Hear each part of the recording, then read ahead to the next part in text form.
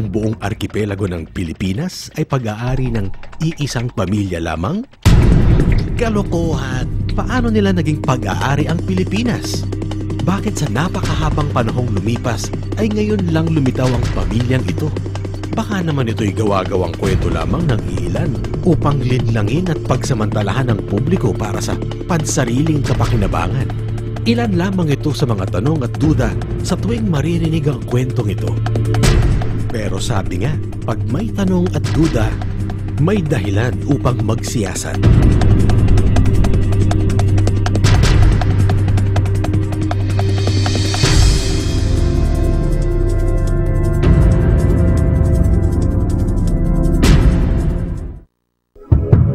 Ang buong arkipelago ng Pilipinas bilang pagmamay-ari ng isang pamilya ay masasabing hindi kapani-paniwala. Hindi talaga kapani-paniwala. Pero ito ay may katotohanan. Sa katunayan, ang kwentong ito ay suportado ng mga sumusunod na katibayan. Titulo, Desisyon ng Korte, Writs of Execution, Sheriff's Return, anotasyon sa likod ng mga titulo, sertipikasyon ng mga opisyal ng gobyerno na nagpapatunay na ang mga titulo ay hindi peke.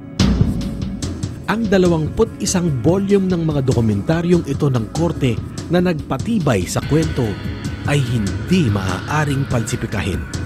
Pinatotohanan pa ito ng ilan sa mga dating Solicitor General at kinalaunan naging mga maestrado ng Korte Suprema na sina Felix Macasyal, Antonio Barredo at Hugo Gutierrez. Naging tagapagtanggol naman ng pamilya ang ilan sa mga tanyag na abogado sa kasaysayan ng Pilipinas tulad nila dating Presidente Ferdinand V. Marcos, dating Senador Lorenzo Tañada, Claro M. Recto, Jose Diokno, Emmanuel Pelaez, Jose Yulo Sr., Virgilio Papa. Sa kasalukuyan, ang tagapagtanggol ng mga Talyano ay si Attorney Homobono Adaza. Ang mga nabanggit ay kilalang mga respetado at mahuhusay sa larangan ng abogasiya sa bansa na hindi basta-basta naniniwala ng walang batayan.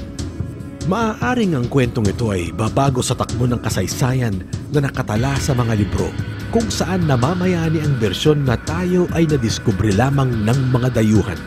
Subalit naririto na sa buong kapuluan ang ating mga ninuno bago pa man dumaong sa mga dalampasigan nito ang mga dayuhang mananakop.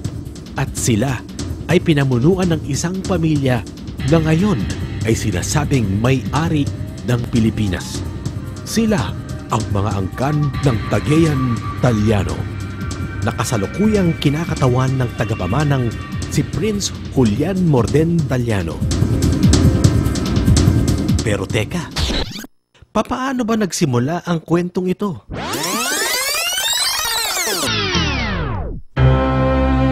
Bago pa man ang pananakop ng mga Kastila, ang buong arkipelago at ang mga isla ng Guam at Hawaii ay nakikilala bilang Maharlika. Ang Maharlika ay isang kaharian sa ilalim ng angkan ng Cagayan Talyano mula ika-9 na siglo hanggang ika-15 siglo. Isa sa mga hari ng Maharlika ay si Haring Luisong Cagayan Talyano, ama ni Raha Lapu-Lapu at Raha Soliman.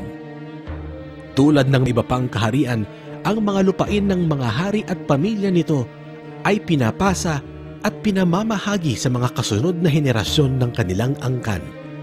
Ganito ang nangyari sa buong arkipelago.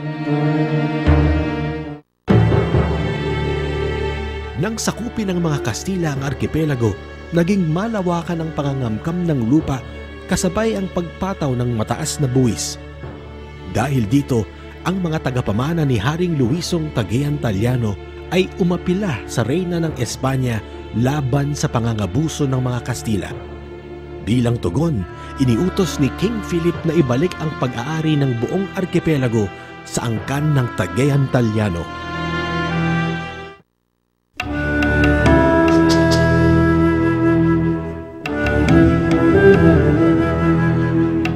Noong 1762, dumating ang British Royal Army sa Manila upang labanan ang mga puwersa ng Kastila.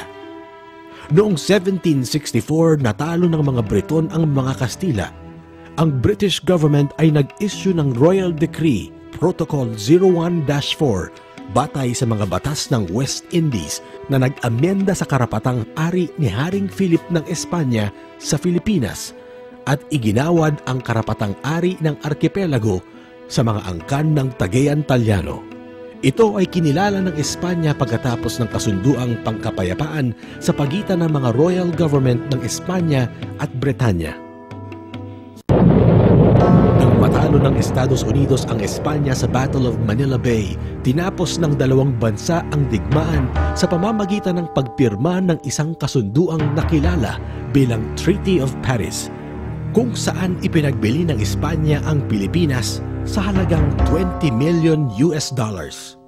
Ang nagbayad ng nasabing halaga sa pamamagitan ng US gold coins ay si Don Esteban Benitez Taliano. Ang Oficiana de Cabildo ay kinilala at pinagtibay ang Royal Decree Protocol 01-4 at nirehistro bilang titulo de compra pabor kay Prince Lacan Acuña Ulrihal Bolquia Cagayan-Taliano. Si Don Esteban Benitez Taliano ay lolo sa tuhod ni Prince Julian Morden Taliano.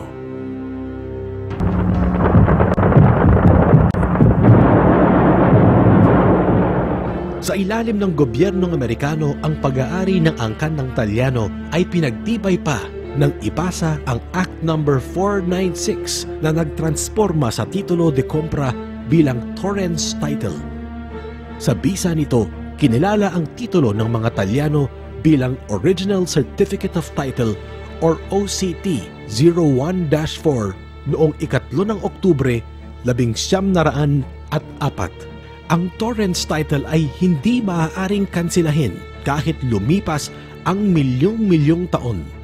Mangingibabaw ang karapatan ng may-ari ng titulo sa pagpapaalis ng sino mang umuukupa ng lupang nasasakupan nito.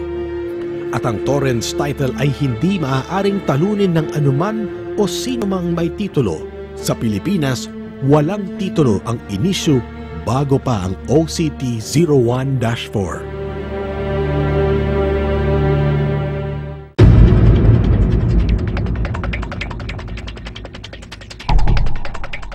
Ang lupa ang isa sa pinakamahalagang kayamanan ng tao. Pero ito ay higit pa sa kayamanan. Ang lupa ay buhay. Kaya naman hindi na mabilang ang mga nagbuwis ng buhay laban sa iilang umaangkin ng lupa na kung tutuusin ay hindi naman kanila. Pero ilang buhay pa ang kailangang mawala. Ang kwento ng mga Taliano ay kwento ng Pilipinas. Kwento ng mga nakararaming Pilipinong nawalan ng karapatan sa lupa sa sarili nitong bayan.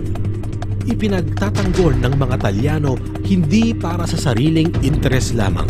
Ang hinahangad ng pamilya ay maibalik ang lupain ng Pilipinas para sa kapakinabangan ng mayoryang Filipino.